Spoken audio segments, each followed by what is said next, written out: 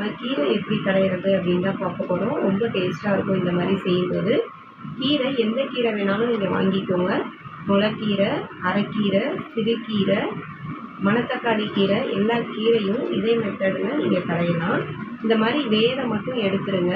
எடுத்துட்டு அந்த சின்னதாக இருக்குல்ல அந்த தண்டெல்லாம் நீங்கள் போடலாம். ரொம்ப ஹார்டாக இருக்கிற தண்டை விட்டுட்டு மீதி எல்லாத்தையும் இந்த மாதிரி சின்ன சின்ன பீஸாக கட் பண்ணிக்கோங்க. பாருங்கள் நான் எப்படி எடுக்கிறேனோ அந்த மாதிரி. ரொம்ப பெருசாக போட்டிங்கன்னா நீங்கள் கடையும் போது நீட்டமாக வாயில் வரும்.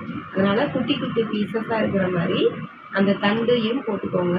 அடியில் வேர் பக்கத்தில் அந்த மொத்தமாக இருக்கிறத மட்டும் விட்டுருங்க.